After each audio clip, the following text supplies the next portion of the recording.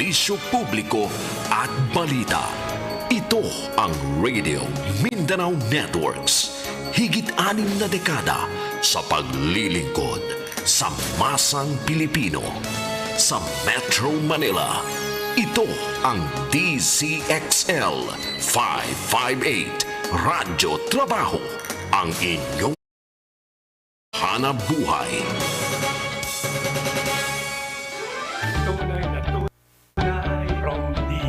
Mula sa DZXL 558 Studio, narito ang programang Basta Promdi, Lodi.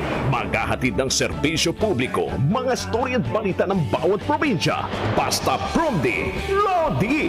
Ang programang may tunay na malasakit at puso sa bawat probinsya. Kasama ang totoong probinsyano, Congressman Alfred De Los Santos, at ang batikang mamamahayag sa radyo telebisyon, Ses Drilon. Basta Promdi, Lodi. Basta Promdi, Basta Promdi, Lodi. Magandang hapon, Luzon, Visayas at Mindanao. Kami po ang inyong mga tagahatid ng purong serbisyo publiko sa barangay man, lungsod o kanayunan. Ako po ang inyong kakampi, Ses Orenia Drilon. Sa mga kababayan nating Bicolano, marahay na hapon po. Napapakinggan na rin po ang Basta Promdi Lodi sa Cebu, Southern Leyte, Bohol at Negros Occidental sa pamamagitan ng DYRB Cebu 540 kHz yan. At nasa Tirad Pass TV and radio din tayo sa Ilocos at sa DXRD naman sa Davao. Napapakinggan at napapanood din tayo sa Albay, sa Radyo at TV Veritas, simulcast po yan. At gayon din sa Facebook page at YouTube channel ng Regional News Group Luzon. Ayan, ang dami na nakakapakinig at nakakapanood sa atin. Ngayon, balitang probinsya muna tayo, hatid ng ating mga loading reporter.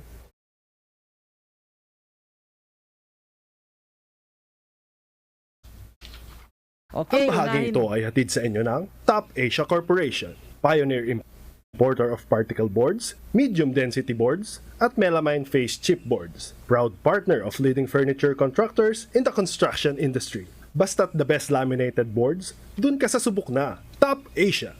For more details, please call 8294-3144 or 8294-3188. You may also visit www.topasia.com.ph. Unahin natin ang Pangasinan. Nakatakdang pagbubukas ng klase ngayong araw, sinuspindi ng ilang LGUs. Mga paaralan na nagsimula ng face-to-face classes, hindi kabilang sa suspensyon. Narito ang report ni Radyoman Arman Soriano ng IFM Dagupan. Suspendidong nakatakda ng pagsimula ng mga klase ngayong araw, September 13, 2021 sa lahat ng antas at baitang sa iba't ibang bayan at syudad sa Pangasinan dahil sa nasa ilalim pa rin sa General Community Quarantine with height ng restriction at ang pagtaas naman ng patuloy na naitatalang kaso ng COVID-19 sa lalawigan. Abot sa 17 mula sa 48 LGUs ang lagdabas ng kautusan ng suspensyon na kinabibilangan naman ng pamalang lokal ng Dagupan City, San Carlos City, Anda, Alcala, Binbalay, Bugalyon, Orbis, Tondo, mga Taram, Malasiki, Mapandan, Santa Barbara, Calasiao, Mangaldan, San Fabian, San Jacinto, Manawag, Alcala, Rosales at San Quintin. Ayon sa mga inilabas na EO, nakasaad ang suspensyon sa pagsimula ng mga klase in all levels sa public at private na kabilang dito ang anumang aktibidad ng mga paaralan na kinakailangan ng face-to-face na interaksyon. Ang pagpapaliban ng pagbubukas ng klase hanggang October 1, araw ng Biyernes at ang bagong nakatagdang pagsimula ng mga klase dito ay sa October 4, 2021, araw naman ng Lunes. Hindi rin naman kabilang sa utos ng isang eskwelahan, kolehiyo at universidad na nauna ng pinayagan na mag-umpisa ng klase o kasalukuyan nagkaklase na at gumagamit ng mga online platforms tulad ng video conferencing at cloud solutions na hindi kinakailangan ng face-to-face interaction. Ang pagsasagawa naman din ng limited face-to-face classes, internship at in-campus laboratory para sa mga bilang sa health courses na binigyang paintulot ng CHED ay hindi kasama sa mga inilabas na utos. Samantala, may ilan namang hindi pa nagsuspende dahil sa tiniyak tiniyak naman ng mga ito na nasusunod ang health protocols sa bawat paaralan ng kanilang nasasakupan. Kasama mo sa Aya from Dagupan, Radyoman Arman Soriano, Tatak, RMN. Thank you, Arman.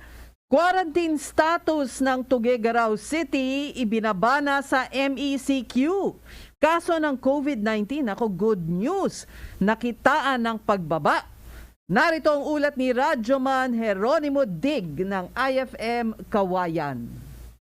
Ibinabana sa Modified Enhanced Community Quarantine ang quarantine status ng Tuguegarao City mula sa Enhanced Community Quarantine. Magsisimula ang paglalagay sa MECQ sa lungsod ng Tuguegarao ngayong araw na magtatagal hanggang September 22, 2021. Ito ay matapos aprubahan ng Regional Interagency Task Force on COVID-19 ang hiling ng lokal na pamahalaan sa kanilang isinagawang pagpupulong. Batay sa pinakahuling ulat ng Tuguegarao City Information Office, bahagya nang bumaba sa 855 ang aktibong kaso ng COVID-19 sa lungsod.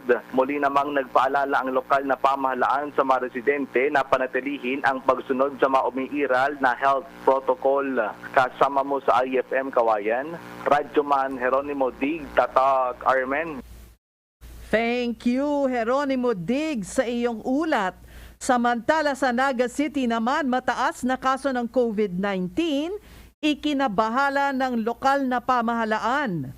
Narito ang ulat ni Radyoman Leo Barceliano ng RMN Legazpi. Inilabas ngayon ni City Mayor Nelson Legacion ng Naga City, Camarines Sur, Bicol ang 80 na mga bagong kaso ng COVID-19 na narehistro sa lungsod ng Naga ngayong araw lamang. Sinabi ni Alcalde Nelson Legacion ng Naga City sa pagpapatuloy ng mga contact tracing sa iba't ibang barangay ng lungsod ng Naga. Sa mode of transmission, 36 na nito household close contact, 4 naman na workplace close contact, 33 naman na mga self-report community transmission at isang isalbar o exposure. Sa vaccination information, 12 dito ang first dose, 20 ang fully vaccinated, 43 ang unvaccinated. Sa severity criteria, 11 ang asymptomatic, 51 ang mild, 10 naman ang moderate. Anya, bilang binigyan sila ng autoridad, ay dapat lamang itong kanilang ihayag ang mga figures para naman anya sa seguridad ng kanilang pamilya. Mula sa lungsod ng Legazpi, Lawigan ng Albay Bicol Region, Radyoman Leo Barceliano, Tatak, RMN. Dumako tayo sa Mindanao, ang pinakamalaking flyover. Nako, aasahang bubuksan sa susunod na buwan. Narito ang ulat ni Radyoman Renz Barbarona ng RMN Davao. Excited daw mga Tagomeños at ang mga Mindanaoans na magamit na ang Tagum Flyover sa Daang Maharlika National Highway sa Tagum City, Davao del Norte. Ayon sa isa sa mga residente sa lungsod ni si Aileen Sipsip Cabagnay, nagpapasalamat sila sa isa sa mga proyekto ng Build at umaasang maliban sa nasabing proyekto ay mabigyang pansin ng mga sirang kalsada at drainage na sanhi ng baha kapag umuulan. Ayon sa local government unit ng Tagum, maaasahang bubuksan na ang nasabing flyover sa Oktubre kung saan sinimulan ng konstruksyon ng 2.7 billion project noong 2017. Base sa impormasyon ng Department of Public Works and Highways sa DPWH-11, ang Tagum Flyover ang biggest flyover or 1.625 km long high-level road bridge project sa Mindanao. Kasama mo sa DT Davao, Radyoman Renz Barbarona, Tatak, RMN. Salamat, Renz. Sa Cagayan de Oro naman, modular hospital itatayo ng lokal na pamahalaan. Narito ang ulat ni Radyoman Analisa Reyes ng RMN Cagayan de Oro.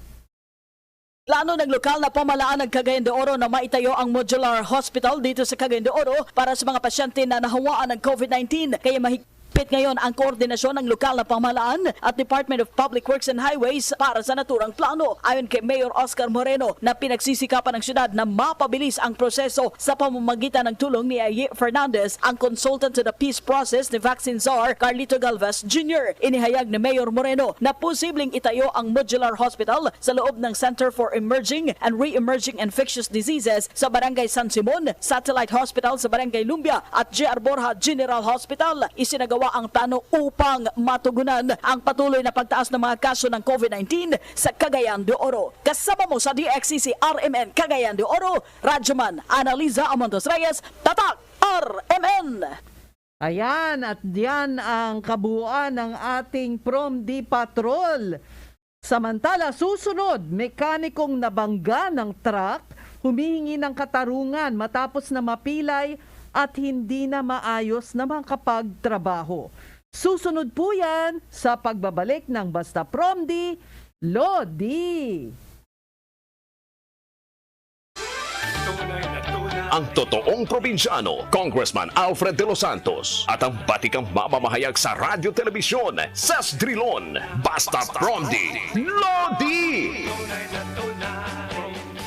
Sugar, creamer, coffee. Sugar, creamer, coffee. Bored at home? Counting 3-in-1s. Count 3 sets of Warrior 3 pose. 8, 9, 10. Maintain your yoga fitness even while on lockdown. Feel the surge at home. Work out with our celebrity coaches and join your favorite classes like yoga, high-intensity interval training, Zumba, and more. For more information, check out our Facebook page, Surge Lifestyle PH. I feel the surge at home. Ang bahaging ito ay hatid sa inyo ng Alphard Primecon Construction. Hanap po ba ay dekalidad na pabahay, kalsada, o anumang infrastruktura? Sa Alphard, siguradong dekalidad ang kagamitan at serbisyo. Alphard Primecon Construction. Kaagapay sa dekalidad na pag-asenso. Atin to!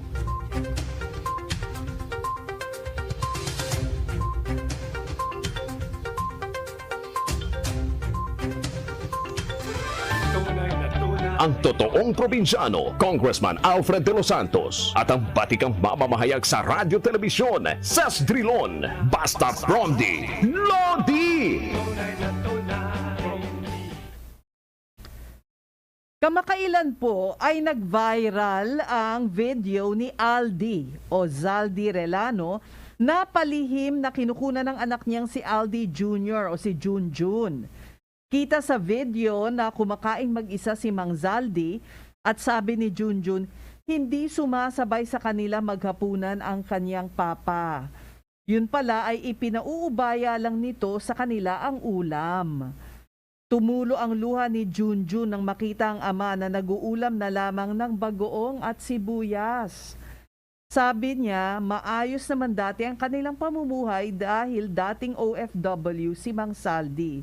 Pero mula nang maaksidente ito noong March 18, ay hindi na maayos na nakakapagtrabaho bilang mekaniko ang kanyang papa. Nabali ang kanang kamay, naipit ang dibdib.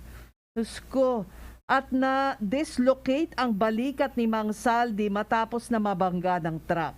Pero ayon kay Junjun, hindi sa kanila pinahahalata ni Mang Zaldi ang hirap na tinitiis.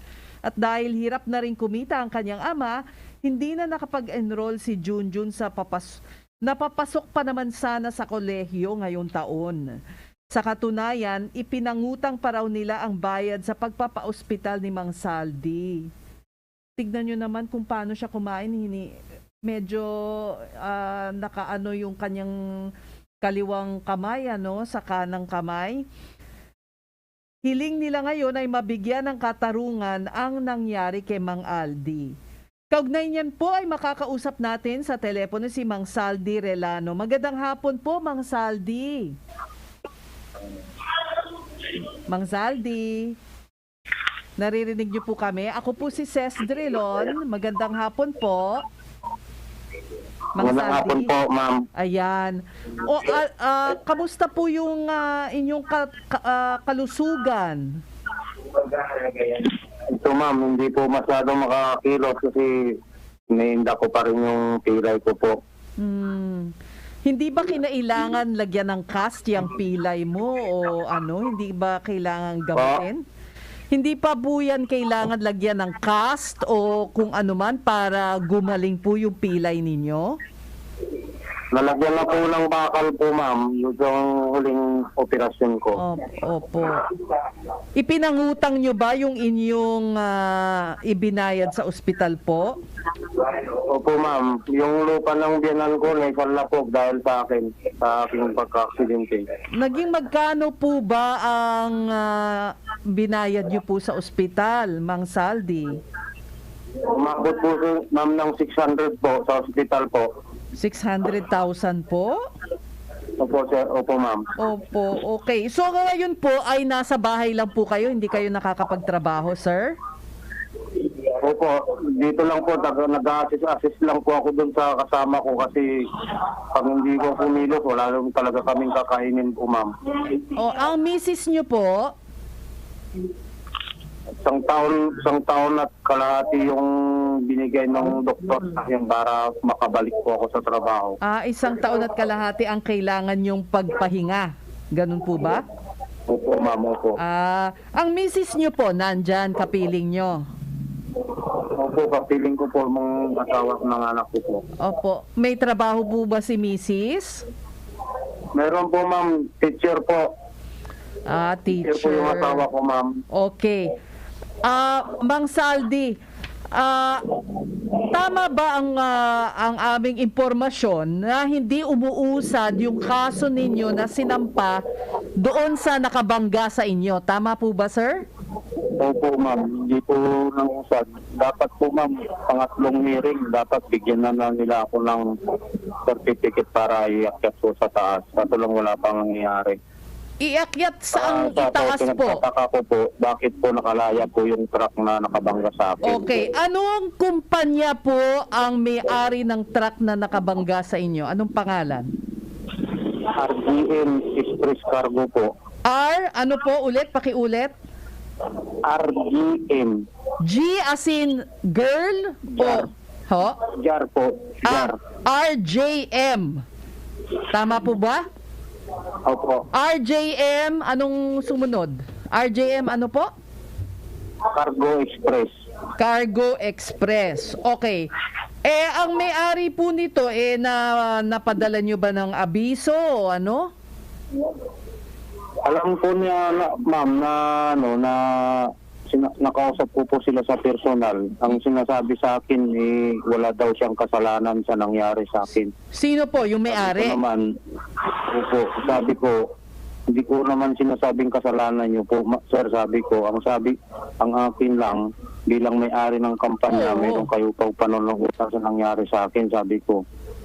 May pananagutan dapat sa kanyang mga empleyado, di ba? O, sige. Opo, ma'am, kasi pinababayaan nila na mag-drive yung mga pinanti na hindi dapat mag-drive. Opo. Sige po.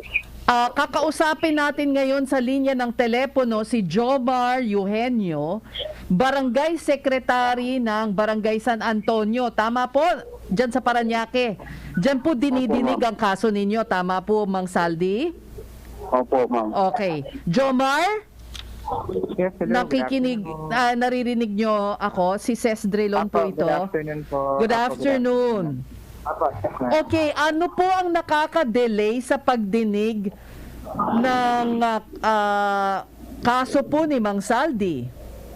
Apo. Actually, ma'am, natigilan po yung kanilang hearing with the imposition ng ECQ. Tapos ngayon po, ongoing pa po ang MECQ po natin. Kasi as per the guidelines po ng ating city, ay restricted po ang any form of meetings po. No? That includes yung ating pong mga hearing. Pero hindi po ba pwedeng gawin via Zoom, via online? Natural. Lahat naman po tayo ngayon medyo hindi po makalabas, di ba? Ibig sabihin wala nang hearing dahil MECQ, hindi po ba pwedeng online? Kasi sa ngayon po ang capacity po ng barangay to conduct Zoom meetings po hindi po kaya kasi we are speaking yun sa kanila po kasi we're speaking of pangkat ng tagapagkasundo members na siya po mag-i-issue ng ang tawag po dito ng kanilang certificate to file action. Pakiulit po, ano po? Apo, sa kasalukuyan po, madam, hindi po kami nakakapag-conduct po ng online na hearings po ng ating lupon. Opo, kaya suspended po talaga yung ating hearing. Pero ang iniintay na lang po naman natin kasi starting September 16 po ay yung bagong ipinapatupad na po na guidelines po ng ating DILG. So with that, ay may issue naman na po yung kanilang certificate to file action. Kailangan po ba ito ni Mang Saldi bago pumunta sa piskal? Ba't hindi na lang diretso sa piskal, Mang Saldi? Diyan lang po kayo, Jomar, no? Mang Saldi, ba't hindi na lang kayo diretso po sa piskal? Mang Saldi? Daan muna daw sa barangay para pagdating sa korte, hindi daw madidismiss yung kaso. Okay, kaya ito ang isang step muna bago makarating sa korte. Opo, yun ang sabi ng attorney sa akin, ma'am. Okay. Jomar, is that correct? It is. Apa. All right. So by September 15 or 16, masisimulan na ulit itong pagdinig. Yes, yung ating po mga hearings. All right. Pagdinig po ng ating mga kaso. May priority ba tong kaso ni Mang Saldi? Kailan nakaschedule if ever na magsisimula kayo ng September 16? Pwede ko naman po ipa-schedule to man ng 16. Para po sa kanila yung certificate to file action. Opo, dahil kailangan. Humaharap ba sa inyo itong RGN Express? Ano ba? Humarap ba? Humarap po siya bago yung huling hearing nila. And as per the minutes, dun nga po nilatag nung complainant na yung gastos nila sa hospital amounting to 640,000 ay yun po yung gusto po nilang masagot sana. Opo. Nung ang tawag dito, nung employer po. Opo. Nung nakabangga. Opo. Unfortunately, yung umattend po ng hearing, as per the minutes, ay ikukonsulta pa niya kasi hindi niya masagot, no? Hindi siya maka-oo doon hinihiling na amount. So kaya po ni-reschedule yung hearing. But unfortunately, yung sumunod po na hearing, hindi po nakasipot si respondent. Ano po? Yung sumunod na hearing? Hindi po nakasipot si respondent dun sa sumunod po na Lupon hearing. Hindi na sumisipot? Hindi po nakasipot. Yun na nga. So, kaya na-reset po. Unfortunately nga lang, ay na-ECQ na po tayo noon. Kaya na-suspend po yung ating mga hearings po. Maybe yung kay Kapitan or even po yung sa under po sa Lupon. Okay, so sabi mo, mabibigyan mo ng prioridad sa September 16 ang kaso ni Mang Saldi. Tama, Jomar? Anong group yan? Dito po Sige. Habang tinitignan mo, Jomar, Mang Saldi, meron po kayong abogado? Anong araw? Mang Saldi? After September 16. O teka, antayin lang natin alamin ni Jomar kung ano yung petsa na mabibigay sa inyo, Mang Saldi. Sandali lang. Okay, Jomar, do you have a date now? 26. Okay, sige. Jomar, anong nangyayari? Maingay dyan. Wait lang po, mama. Kinoconsult ko lang po yung staff. Sige. Habang kinoconfirm mo, I'll talk to Zaldi first, ha? Kausapin ko lang si Mang Saldi. Ano ba? Habang may tinitignan mo yung petsa. Mang Saldi, kayo po ba may abogado? Wala pa po.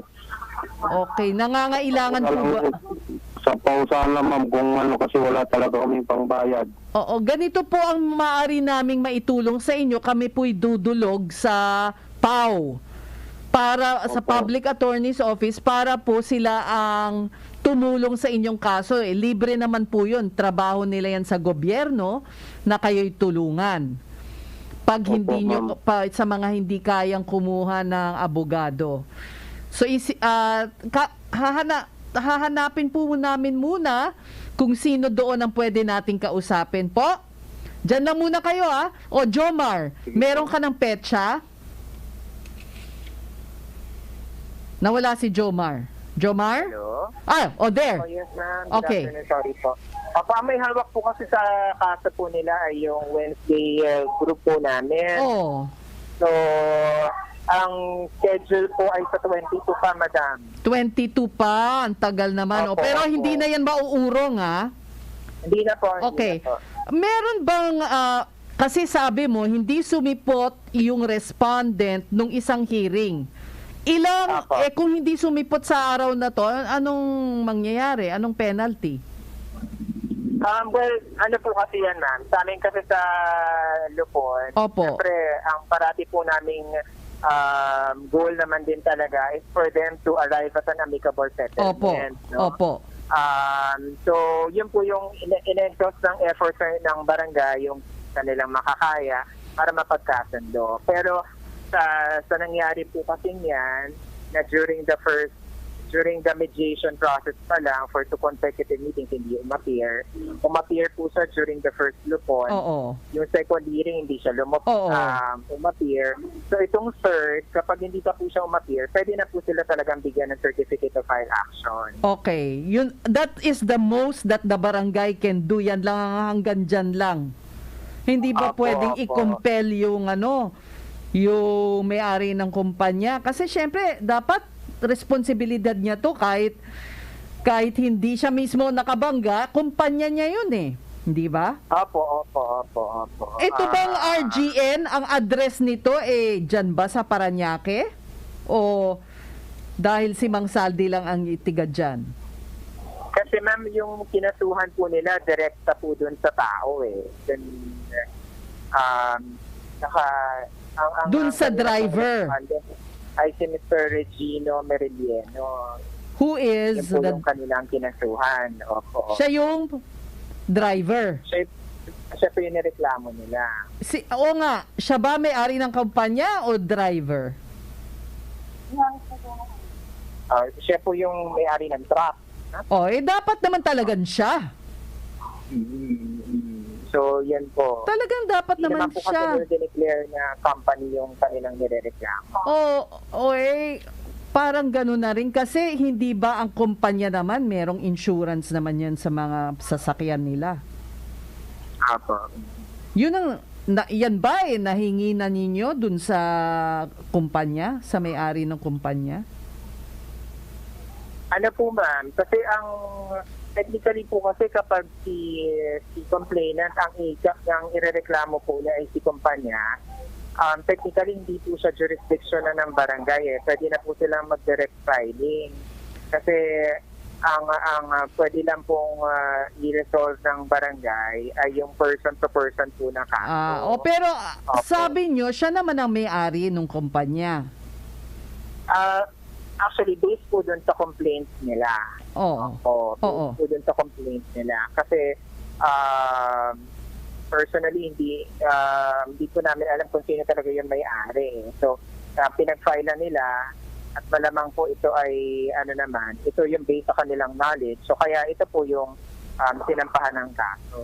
Pero kung kumpanya dapat, ay hindi na dapat dyan sa Lupon, kundi sa... Hindi po pwede po. Pero since meron na rin kayong kaso dyan, ipagpatuloy na rin sa September 22. Okay. Okay. Anong oras po? 2 o'clock po yan, ma'am. 2 o'clock. Ng September 22. Okay, dyan ka lang, Jomar. Mang Saldi, so alam nyo po yan, September 22 ng 2:00 ng hapon yung kaso ninyo sa Lupon, yung pagdinig po. Opo. Okay, pero wala kayong abogadong kasama. Opo, Wala po. Wala po. Okay. Itong taong pinagsampahan nyo ng kaso, sigurado po ba kayong siyang may-ari ng RGN Express? Opo, siya po may-ari po. Paano kayo nakakasigurado? Nangupahan po sa lupa ng amo ko, ma'am. Okay. So, Ako po may yung kaugnayan bantay ng dun sa amo mo. Kumbaga, kilala mo. Malapit Kilala ko ba po sa sila. Ginagawa ko yung truck nila minsan. Okay. Okay. Alam mo kung yung mga truck nila may insurance ba o ano? Hindi ko po sigurado kung may insurance po. Hindi ka ba pwedeng tulungan ng amo mo na since kaibigan o nangungupahan itong may-ari ng kumpanya ng truck na yan, hindi ka ba pwedeng tulungan ng inyong amo? Ano lang kasi yun, ma'am, ang usapan lang namin doon, babantayan ko lang yung lupa niya para hindi pasukin ng squatter. Yun lang po. Tapos bibigyan niya ako ng allowance buwan-buwan. Kanino kayo nagme-mekaniko? Freelancer po ako, ma'am. I see. Home service. O kaya nga, yung amo, yung may-ari ng lupa, hindi po ba siya tumutulong sa inyo para kausapin tong may-ari nung RGN Express na yan? Nagsabi rin po ako sa kanya. Oo, Hindi ko alam kung kinausap po siya. Kasi Chinese po yun, ma'am, amo ko. Okay, hindi nakakaintindi ng Pilipino masyado, ganun? Marunong din pa magtagalog yung Chinese, ma'am. Okay, pero dyan yung lupa na yon, nasasweldohan ka pa yung sa pagbantay mo dyan. Patuloy pa din. Ano lang, ma'am, 3,000 ang binibigay sa akin monthly. Oo, pero kahit na habang nagpapagaling ka, binabayaran ka pa rin kahit paano. Sa ngayon, ma'am, wala. Mag-apat na buwan na. Bakit? Hindi ko naman pinupursige kasi ginagamit ko po yung lupa nila. Doon ko ginagawa yung mga patyan na ginagawa ko. Kaya hinayaan ko na lang po. Kahit na may kasunduan kayo, wag niyong hayaan yan. Meron naman kayong kasunduan. Isa rin yun siguro na pwedeng itulong sa'yo ng PAW.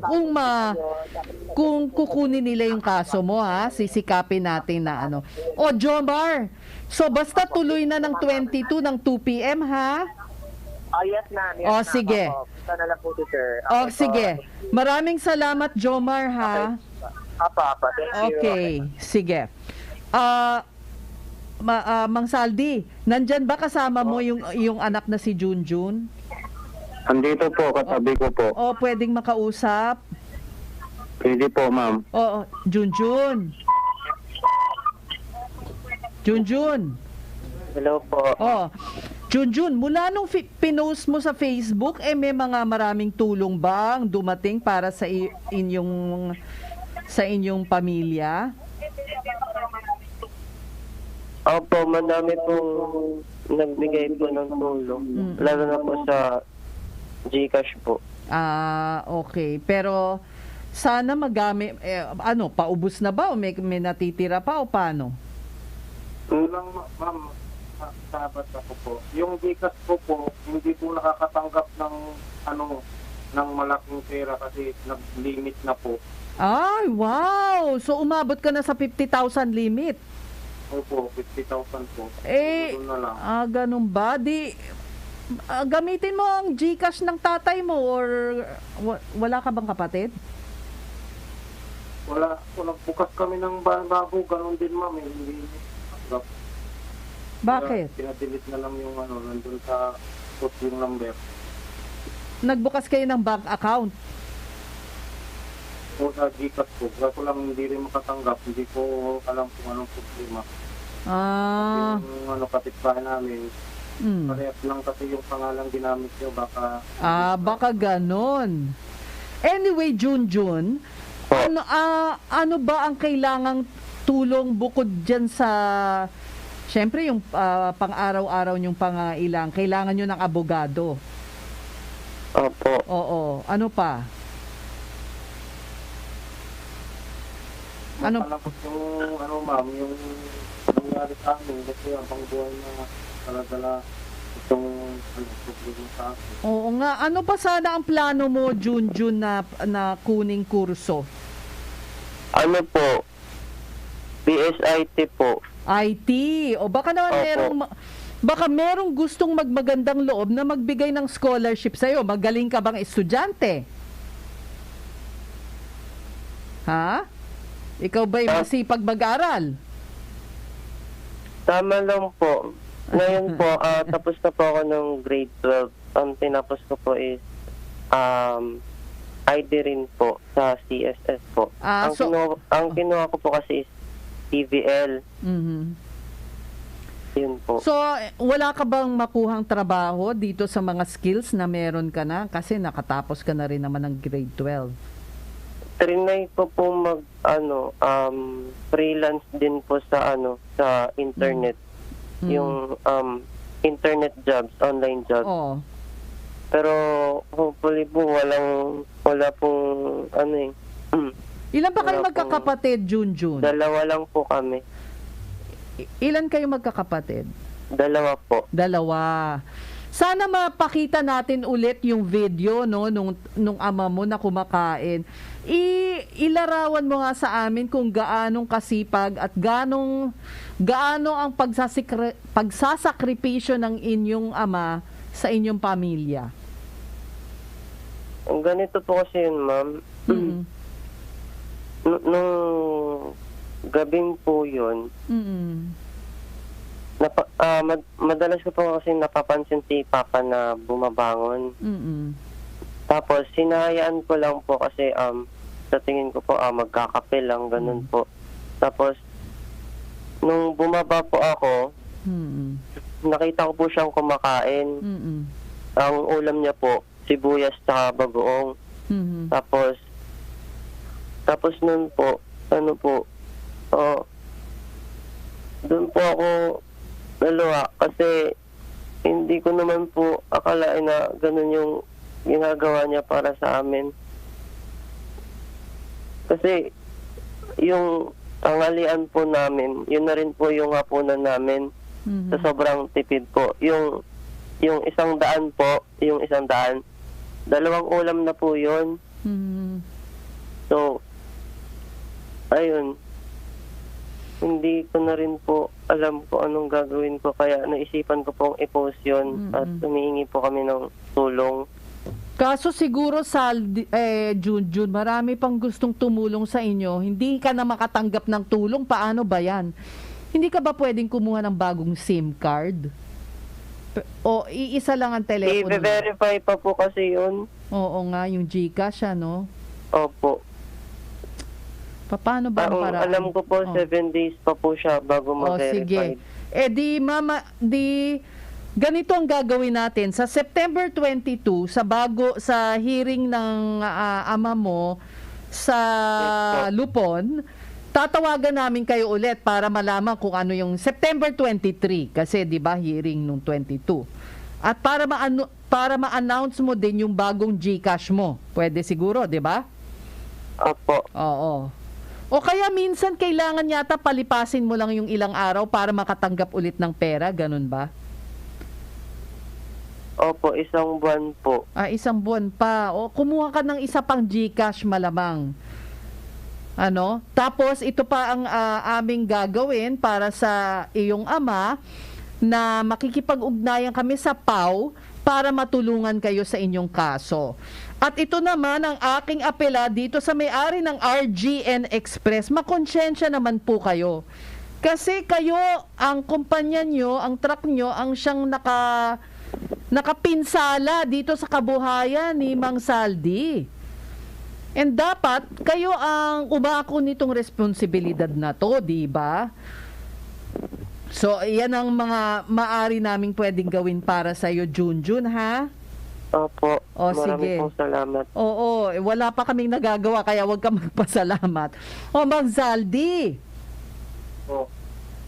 O di magpalakas muna kayo dyan at makikibalita ulit kami sa'yo sa hearing nyo ng September 22 ng 2:00 ng hapon. Sana ay may makaugnayan na po kami sa PAW para masamahan kayo ng abogado, matulungan kayo ng abogado dyan po sa kaso ninyo. So kami po, babalikan namin po kayo. Okay? Mang Saldi? Opo. O sige. Magpalakas muna kayo dyan, ha?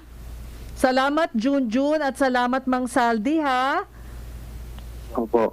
Okay. Yan lang po muna. Babalikan namin kayo kung meron na kaming makuhang tugon sa PAW. Opo, ma'am. Magandang hapon po sa inyo. At maraming salamat sa inyong panahon. Okay, samantala, medyo naman po, pumunta po tayo sa ibang ulat. Nag-iwan ng pinsala ang bagyong Jolina sa maraming lugar sa bansa, kabilang na ang San Pedro, Laguna. Kaugnay niya naman ay mabilis pong rumesponde ang Probinsyano Party List para tulungan ang mga kapwa nating kaprondi doon. Narito po ang ulat. Siya si Father Eduardo Ponton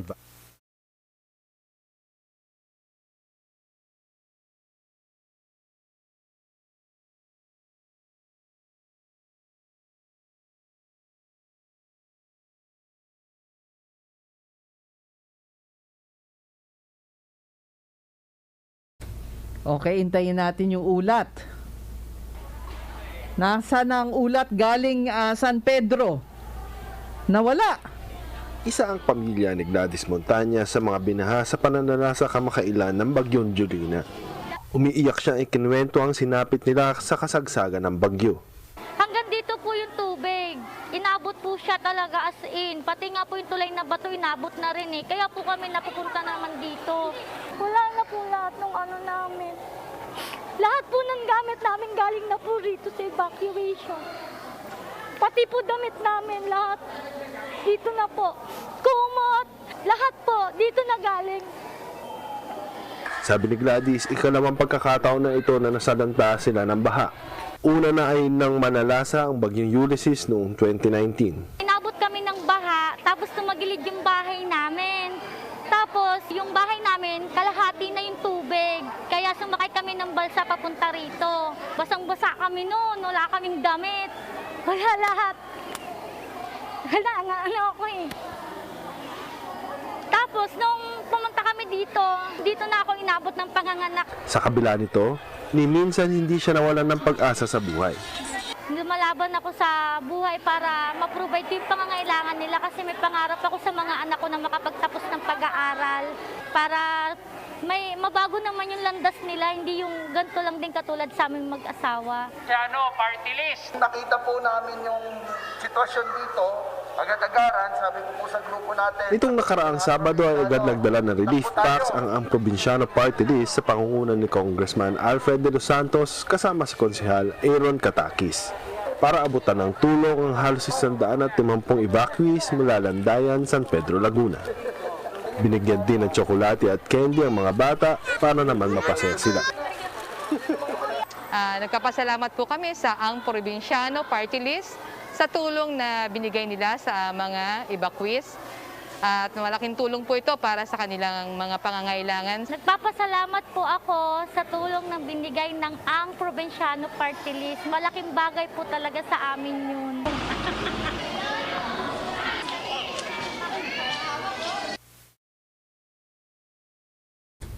Ayun, nasalang din natin yung ulat mula sa San Pedro, Laguna. Samantala, good news naman tayo. Paring nagsulong ng urban farming sa kanyang parokya sa Caloocan, umabot na sa Roma. Aba, at iba-iba pang bansa ang kanyang advokasyang lunasan ang gutom sa pamamagitan ng pagtatanim. Ay nako, talaga naman, yan ang aking paniniwala din, na kahit tayo ay nandito sa syudad at lagyan lang natin ng mga magtanim lang tayo ng gulay kahit sa mga paso, sa lata ng biskwit, kung ano man ang dating bote ng tubig, yung mga ganon. Ayan, so yan ang susunod sa pagbabalik ng Basta Promdi Lodi. Ang totoong probinsyano, Congressman Alfred de los Santos, at ang batikang mamamahayag sa radyo telebisyon, Sas Drilon, Basta Promdi Lodi! Sugar, creamer, coffee. Sugar, creamer, coffee.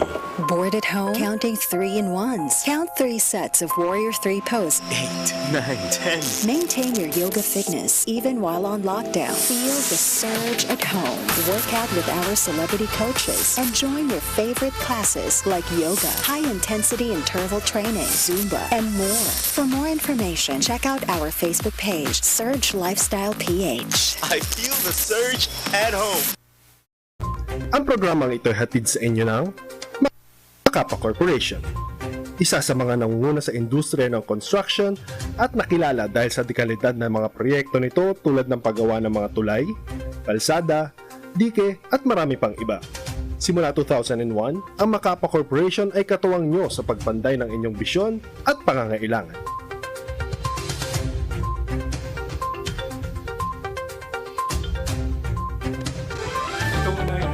Ang totoong probinsyano, Congressman Alfred de los Santos, at ang batikang mamamahayag sa radyo telebisyon, Sas Drilon, Basta Promdi Lodi! Wakasan ang gutom.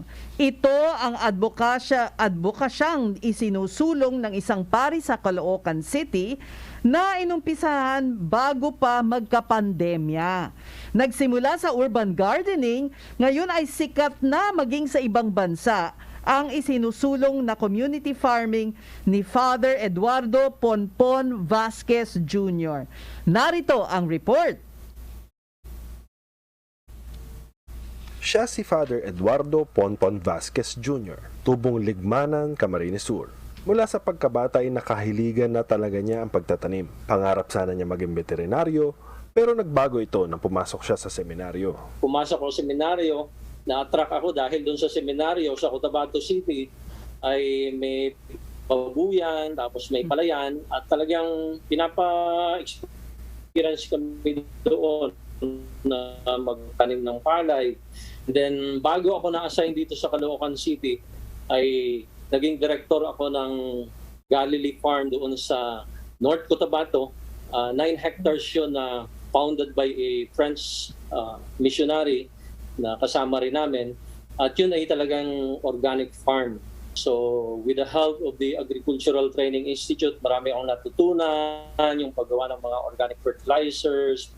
Taong 2019 nalipat siya sa Shrine of Our Lady of Grace sa Caloocan City. Sa simula ay tinuturuan niya ang mga residente sa kahalagahan ng pangangalaga ng kapaligiran, hanggang sa sinimulan niya ang urban farming sa kanyang parokya. Pero bumulis ito na magkaroon ng pandemya. Tapos pinangalanan namin yung proyekto na Project Grace. Kasi nga nasa Grace Park kami at yung parokya ay Our Lady of Grace. Pero yung Grace, acronym actually yun. Acronym siya ng Garden, Ready Always for Consumption of Everyone. No? And basically, ang goal natin ay yung food availability in every home. Kasi nga, one time, bago mag-lockdown, nasa mall ako noon narinig ko yung mga sales lady nag-uusap-usap. Tapos takot na takot sila. Ang unang concern nila, paano papasok ang mga pagkain, mga gulay na galing sa probinsya kung magkakaroon ng lockdown. So yung concern nila, bigla ko naisip po nga naman, yung mga gulay natin, mga prutas, palaging galing sa probinsya. So sabi ko, I think this is the time na i-push talaga yung pagtatanim sa mga bahay-bahay. Nagsimula lamang sila sa pagtatanim sa mga container tulad ng lalagyan ng ice cream at biskwit, hanggang sa naging libo-libo na ang mga pananim.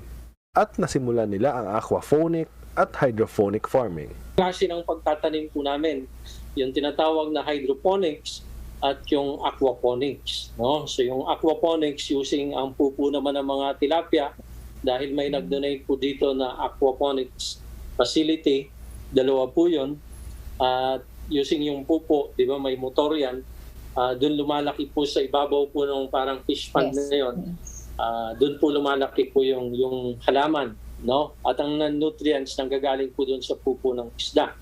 Tapos yung hydroponics naman, nagsimula kami sa mga styrofoam, yung lalagyan ng mga prutas, yung ubas. Yung mga sinimulan namin, actually, pinulot lang namin sa mga basurahan nung kami ay nagpapakain po gabi-gabi nung last year. Tapos yun po yung sinimulan namin na gawing taniman sa hydroponics po namin na lettuce, no? Mula rin sa mga pananim na ito nanggaling ang mga ayudang pinamimigay ni Father Ponpon sa mga nangangailangan ng tulong. So basically, gabi-gabi kami nagbibigay po ng ayuda ng pagkain po. At bakit kami yung cooked food po talagang pinamimigay namin? Kasi nung una kaming namigay ng mga bigas at grocery, ang binibigyan po namin yung homeless Ang reaction po nila, paano namin lulutuin ito? Wala silang paglulutuan. So, yung iba, nagluluto sa katabi ng daan sa mga lata lang. Tapos yung iba, pinagbibili na lang nila. Kasi bibili na lang din sila ng luto. So, kaya kami nagkaroon ng idea na magbigay ng cooked food po talaga. So, mas ideal pa rin po yung cooked food talagang ibibigay kasi homeless po ang mga binibigyan po namin. No? So, yung mga nakatira talaga sa street. Mula sa kanilang parokya, nakaabot na rin hanggang sa Roma ang advokasya ni Father Ponpon at kumalat pa sa iba-ibang bansa, lalo't nasa 75 bansa ang OMI na kanilang kongregasyon. Inaanyayahan siya na gumawa ng dokumentaryo para maging inspirasyon at makopya ito ng ibang bansa. Sa ngayon, hindi na lamang sa pagtatanim nakatuon si Father Ponpon dahil nagsimula na rin silang mag-alaga ng mga hayop. Level up po ito, hindi lang siya urban gardening na, kundi urban farming. So dito ka makakakita sa simbahan ng farm in the city talaga. May mga manok, may mga pato, may kambing, may 3 baboy ako dyan, baboy ramo pa. Tapos may 2 tupa, mahigit 100 na manok. So hindi mo ma-imagine na sa loob ng compound na yan, merong mga hayop, no? Yung pinagkukulungan po niyan, sama-sama po sila 9 by 5 meters lang ito. Pero magtataka ka na napakaraming hayop doon po sa loob. At ang tawag ko nga po dyan, Noah's Ark, to remind the people that in this time of pandemic ay meron pa rin po talagang hope, no? Nililigtas tayo ng Diyos. Pinakabagong proyekto naman ni Father Ponpon ang pag-aalaga ng rabbit. Lalo't ang dumi ng kuneho ang ginagamit nilang pataba sa mga kanilang pananim. Yung rabbit po ay napakaganda po ng manure niya. In fact, aside sa yung guano, yung ipot ng paniki, ay ito pong manure ng rabbit ang pwede mong ilagay directly sa tanim na hindi nasusunog yung tanim, no? So kaya bilib na bilib po ako sa manure po ng rabbit at yan po ang pinuprove po dito sa compound kasi organic farming po ito Bukod dito, malaki rin umano ang kita sa pag-aalaga ng rabbit. Malaking tulong po ito sa mga tao. Kasi sa computation ko nga po, kikita po dito ng nasa 60,000 to 70,000 sa isang rabbit lang in just 1 year. Po kasi, ang pupo niya, di ba, tinatawag po yun na fecal pellets. No? Kasi bilog-bilog po yung pupo ng rabbit. Ang pupo po ng rabbit, nasa 100 to 300 na pellets po yan every day. So tumitimbang po yun ng 80 grams. Tapos i-times nyo po yan, in 1 month, makakaipon ka ng 2.4 kilos na fecal pellets. So sa bawat rabbit, actually, kikita ka ng 120. Kung meron kang 100 rabbits, kikita ka ng 12,000 every month pa rin. No, sa 100 rabbits lang na yan. So additional income pa rin po yun kasi binibili na po ngayon ang pupo ng rabbit Sabi ni Father Ponpon, hindi na kailangan ng malaking farm para mawakasan ng gutom. Hindi lamang sa mga salita ng Diyos ang itinatanim ni Father Ponpon sa puso ng mga mananampalataya. Nagtatanim din siya ng kabutihan at inspirasyon sa maraming tao. At inaani naman niya ang kanilang pagmamahal at paghanga. Nakakatuwa! Naku! Makakausap natin via Zoom si Father Edward Ponpon Vasquez Jr. ng Shrine of Our Lady of Grace Parish sa Caloocan City. Magandang hapon po, Father Ponpon. Hello, magandang hapon po, Ma'am Ses, at sa lahat ng mga nakikinig sa ating himpilan. Naku, parehong-pareho po ang paniniwala natin na talagang dapat the way to go is urban gardening and, well, graduating to farming. Yeah. Gaano bang kalaki ang inyong compound, Father, at ang dami niyong nagagawa? Yeah, itong compound ay kulang-kulang kalahating hektarya lang. Nasa 4,000 square meters itong compound ng simbahan. Okay. But of course, malaki yung simbahan. So yung compound ay maliit lang din talaga. Maliit lang, oo nga. Father, nakakatuwa yung kuneho. Excuse me. Pero paano yung pagkain ng rabbits? Medyo mahal din yun, Yeah, kinumpute ko na rin ang pagkain ng rabbits kasi ang requirement ng pagkain ng rabbits at least 5% lang yung commercial pellets na ibibigay. The rest ay mga dahon-dahon na yung mga hay. May listahan ako ng mga pagkain ng rabbits ng mga dahon-dahon. Like yung banana leaves very common ito. Okay. Even yung mga mahilig sa ornamentals, yung mayana, yung anong tawag dito? Pero kailangan fresh. Oo. Hindi pwede yung mga tuyo. Lahat mga citronella, lahat ng mga dahon-dahon Kaya nga na-inspire ako na i-promote talaga ang rabbit kasi kung mahal mo ang rabbit, mapipilitan ka rin talagang magtanim ng mga pagkain ito at talagang masusustansya ang kinakain na ito kasi mga damo-damo lang at mga vegetables. Pwede siguro Even yung mga malunggay, lettuce, ganon. Opo, yung mga sumusobra namin na lettuce, wala nasasayang dahil sila rin po ang kakain. So makikita po dito talaga yung whole ecosystem na nagkakaroon ng balance na, no? And in fact, ang term na ginagamit ko dito, Ses, ay yung technical term ay yung rewilding, no? Rewilding. Rewilding. Ibig sabihin nun, restoring yung correct balance of ecosystem. Na ibalik yung wildlife dito sa syudad upang magkaroon ng matabang lupa uli ang syudad. So kaya nga marami kaming hayop dito kasi hindi lang po ng rabbit, kundi marami rin kaming mga manok. At doon namin kinukuha yung mga lupa, no, na nilalagay sa aming mga halaman. So napakaganda. Nakakatuwa, wala kayong malaking lupa kahit anong lalagyan. Mga bote, mga kung ano-ano, no? Opo, nagsimula lang kami talaga sa container ng biskwit. Even before pandemic kasi may small garden ako, pero gumagamit ako ng mga plastic container. Tapos nung nagkaroon ng pandemic, napabilis ito. Dahil nanawagan ako sa mga tao na kung pwedeng mag-donate sila ng mga empty containers na kahit na pwedeng taniman. And very overwhelming ang response ng mga tao at doon naging aware yung mga tao. Mahirap, mayaman, may kapansanan sa pag-iisip, nag-responde sila. Bit-bit ang mga dala-dala po talaga nila ang maraming mga plastic containers. Nabawasan ang basura po dito sa Caloocan dahil dito. In fact, nawala po yung mga plastic containers, nag-aagawa na ng yung sa soft drinks nga. Wala ka nang makita kahit sa mga junk shop dahil dinala po dito ng mga tao. Ngayon, kumikita kayo, bukod lang sa namimigay kayo, nakakabigay kayo ng ayuda, kumikita, this is a self-sustaining project. Nagsisimula na. Nung una ay wala sa isip ko ang income. Kasi ito pong compound ay demo farm na po talaga ito, acknowledged by the Department of Agriculture. Sa gitna ng syudad ay meron pong demo farm.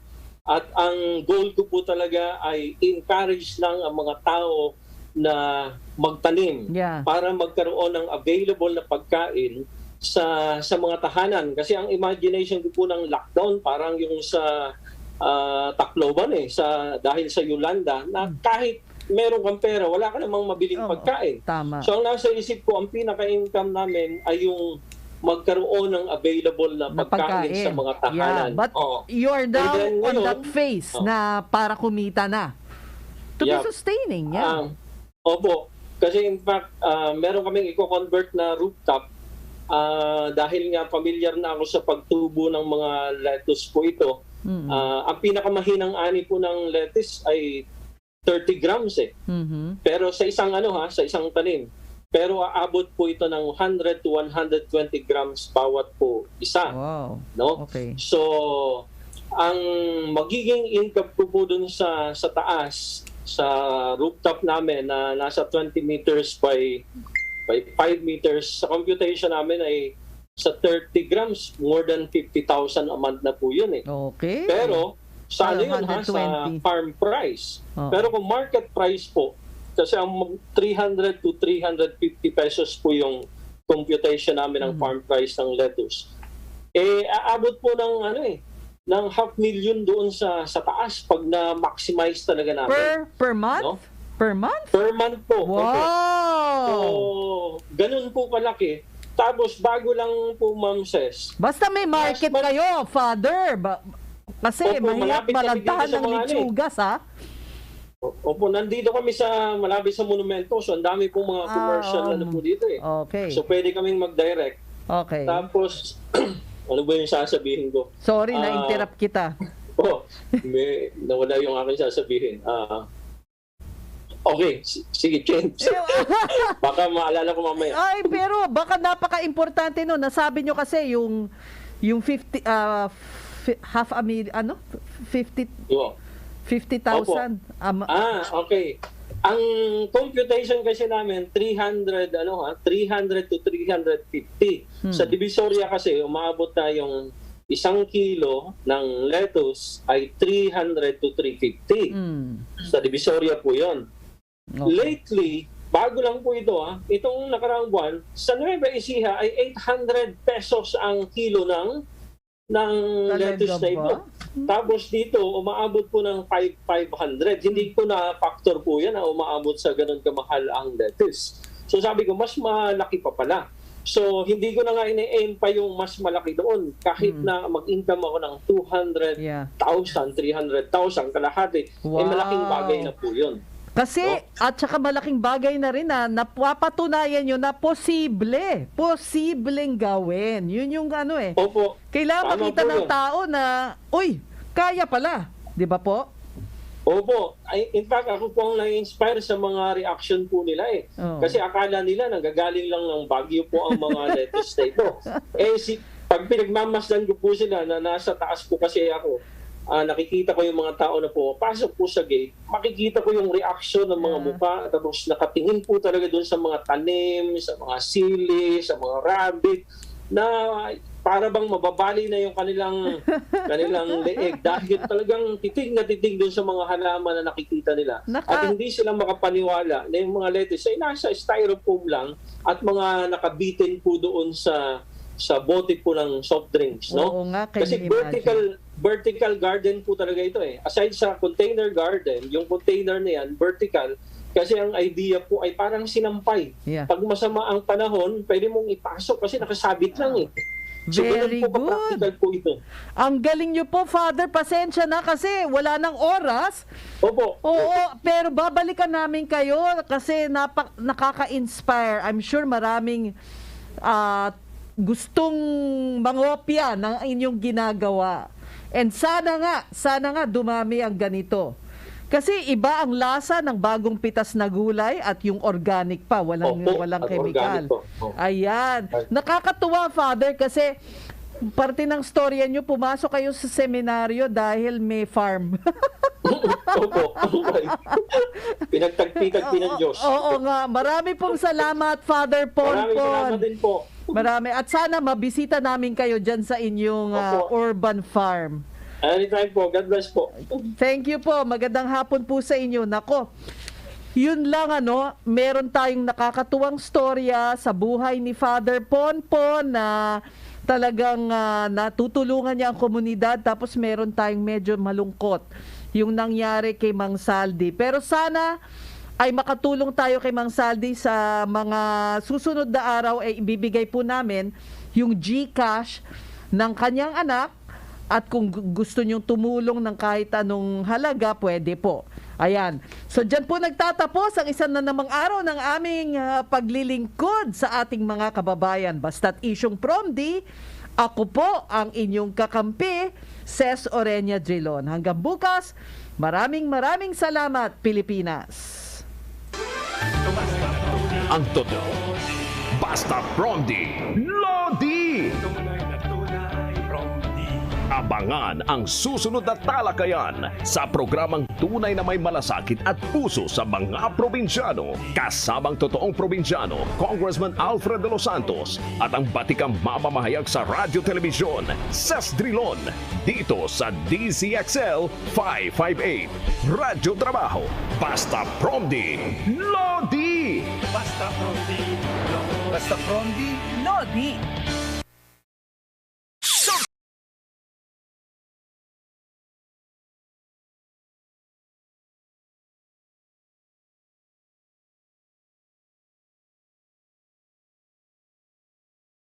Tumutulong sa mga kabarangay niya. Maraming buhay ang nasasagip sa pamamagitan niya. Sama-sama tayo sa pagtulong. Tayo ang lingkod. Tayo ang kapamilya.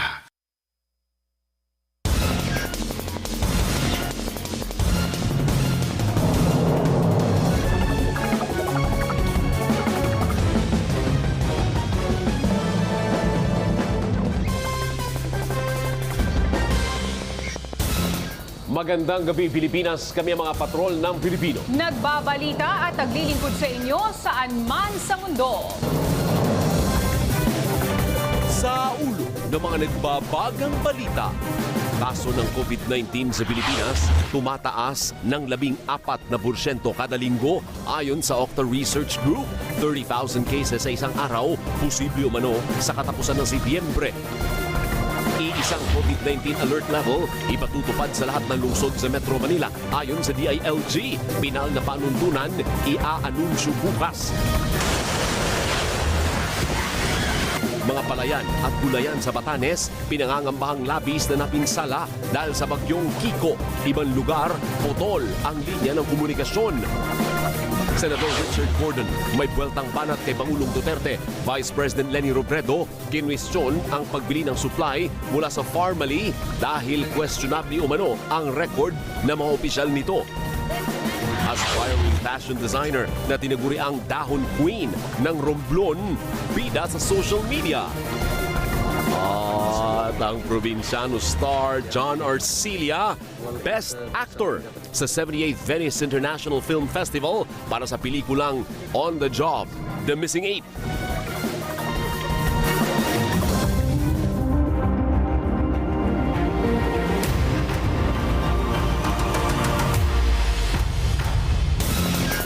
Kapamilya, matapos maitala ang record high na lagpas 26,000 COVID cases kahapon, nakikita ng isang research group na mas malaki ngayon ang posibilidad na umabot sa 30,000 ang mga tatamaan ng COVID ngayong Setyembre.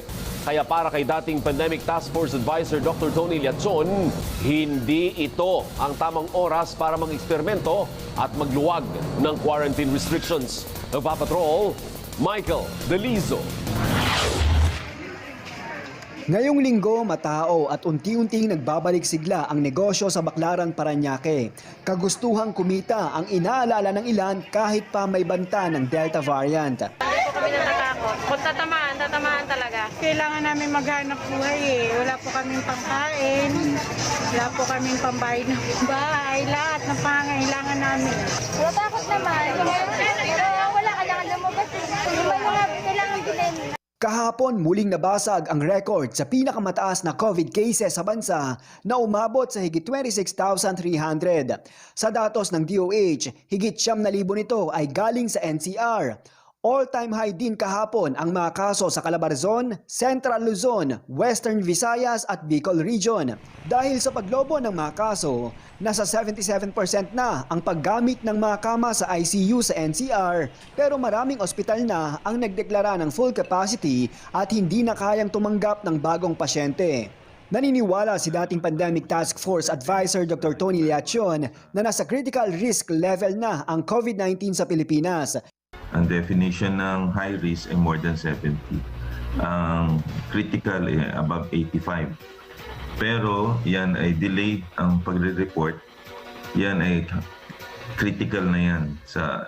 Dahil ang report on the ground, wala ka na malapitang hospital. Yung 26,000, hindi pa nagpipik yan. Tinututulan ni Liazzon ang pagluluwag sa quarantine restrictions patungong implementasyon ng granular lockdown sa NCR. Sobrang natatakot kasi meron kang highest recorded cases tapos mag-granular lockdown ka. May mobility ka pa rin dyan eh. Alam mo ang experiment, hindi ginagawa yan during crisis. You never do that, miski sa medisina. So sa ganito, I will stick na right now sa hammer and dance concept. 26,000 yan eh. Puno na rin maging ang mga pagamutan sa mga probinsya tulad ng pagamutan ng Dasmariñas na nasa parking lot ang mga naghihintay ma-admit habang ang ospital ng Imus ay muling nag-abiso na hindi na muna tatanggap ng mga bagong COVID patient. Sa Isabela, sinabi ni Governor Rodito Albano na kailangan nila ng mas malaking pondo sa mga gamot, ospital at bakuna kaysa gastusan ang testing at contact tracing. Sana anuin na lang natin yung contact tracing kasi parang baliwala na ho yung contact tracing kasi hindi na itong virus na ito ang bilis mag-spread eh. I-forgo na natin ito at saka itong mga testing ang hirap eh. Ayon naman kay Batangas Governor Dodo Mandanas, bitin din ang pondo na ibinababa ng national government para tumugon ang mga lokal na pamahalaan sa COVID-19. Ipaganap yung pondo para makatulong sa mga may sakit. para makatulong sa mga nangangailangan in crisis. Ayon sa Okta, nasa 14% ang average na growth rate o bilis ng pagdami ng mga kaso sa bansa. Nangangahulugan na kada linggo ay tumataas ng 14% ang mga kaso. We were hoping na bababa siya kasi bumaba naman siya nung initial implementation ng quarantine natin. Bumaba siya from 1.9 to 1.4. Pero sa ngayon, masasabi ko after observing this for several weeks, yung growth rate natin at yung reproduction number, medyo stagnant siya or constant. Batay sa trend, nakikita ng Okta na papalo ito sa 30,000 sa katapusan ng Setyembre. Kung madadagdagan ng 14% yan, yung average tataas yan sa aabot yan mga 23,000 in 1 week pa lang. Tapos another, sabihin natin, another 3,000, 26,000 before the end of September. Assuming na walang pagbabago, it's very possible makita natin yung 30,000 cases before the end of the month. Pinaplansya na ng pamahalaan ang bagong estratehiya na pagpapatupad ng alert level sa Kamaynilaan na nakararanas ng pinakamalalang surge. Michael Delizo, ABS-CBN News. Mahigit 21,000 ang bagong kaso ng COVID-19 na naitala ngayong araw. Ikalima po ito sa pinakamataas na bilang mula na magsimula ang pandemya. Pero 5 laboratorio ang hindi nakapagsumiti ng kanilang datos sa kabuuan. 2,227,000 na ang COVID cases ng bansa. Lumagpas naman sa 35,000 ang kabuuang bilang ng mga namatay sa COVID-19. Ito'y matapos maitala ang 168 na dagdag sa mga namatay. Mahigit 25,000 naman ang dagdag sa mga gumaling. Nasa 27% pa rin po ang positivity rate o bilang ng mga nagpopositibo sa mga tinest. Malayo yan sa 5% na itinakda ng World Health Organization. Inaasahang ilalabas na bukas ang pinal na guideline sa gagawing pilot implementation ng COVID-19 alert level sa Metro Manila simula September 16. Ito na ang gagamitin imbis na ECQ, GCQ, MECQ at kung ano-ano pa. Nagpapatrol, Angel Movido. Ilang buwan nang iniinda ni Nanay Marideth ang epekto ng paulit-ulit na mahigpit na community quarantine sa Metro Manila. Napakahirap ng laging lockdown. Ang mga tao hindi makalabas, walang hanap buhay, walang pera, walang pambiling bigas, pati na ulam.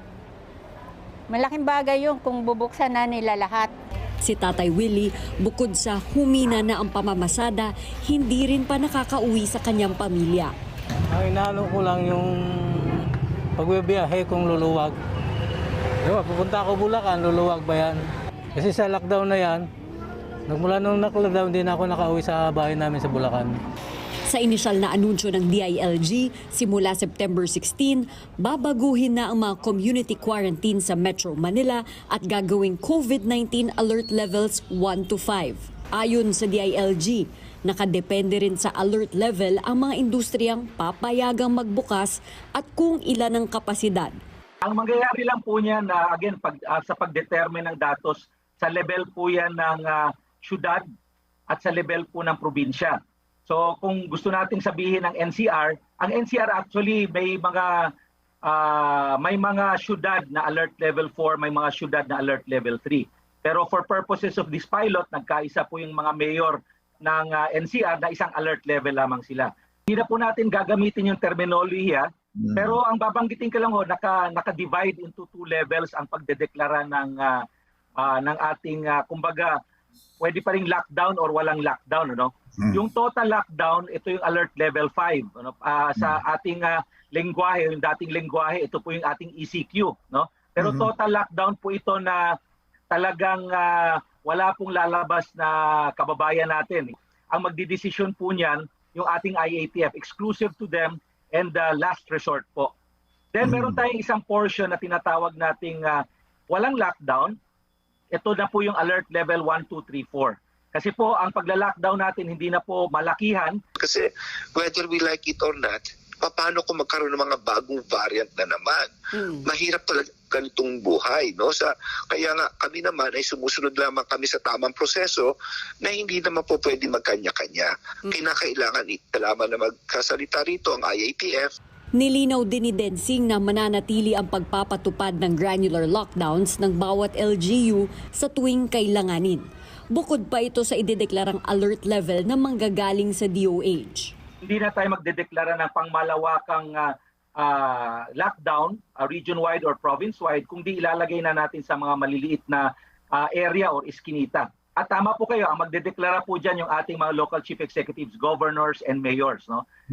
Pero sa alert levels, ang datos po kasi niyan, manggagaling po or kinokolate po ng Department of Health per local government units. Ang isa sa mga criteria na tinitingnan po dyan na ang Department of Health po ang nakakakalap ng mga datos ay yung tinatawag nating average daily attack rate o yung numero ng COVID cases sa bawat 100,000 populasyon. Yung mga 2-week growth rate at ang pagtaas o pagbaba ng mga kaso sa pang-araw-araw sa bawat lokal na gobyerno. At ang pinaka-importante po yung tinatawag nating healthcare utilization rate.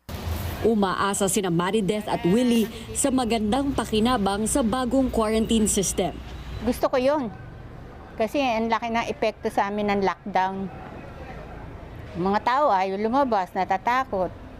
Nabakunahan na naman lahat halos. Sana luwagan na nila sa susunod na linggo. Maging maluwag na sila, buksan na nila lahat. Dapat may balik na sa dati. Dahil hirap na mga mamamayan, lalo na mahirap.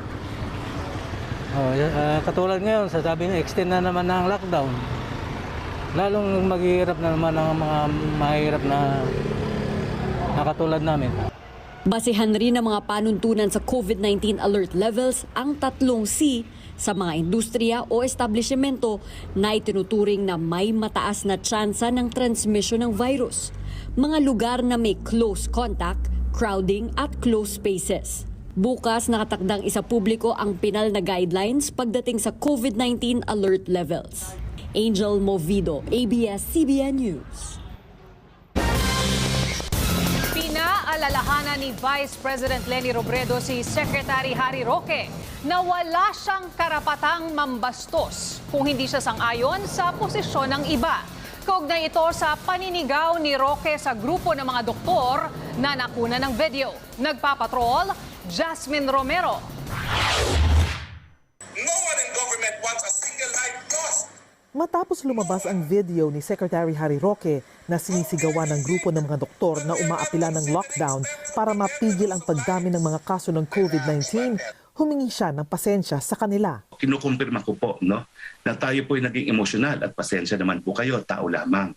Sa kabila nito, pinaalalahanan si Roque ni Vice President Leni Robredo sa kanyang lingguhang programa sa radyo. Okay naman sabihin mong hindi ka agree pero wala kang karapatan na mambuli, mambastos. Git ng Vice Presidente, importanteng marinig ang lahat ng panig para makapagdesisyon ng tama ang gobyerno.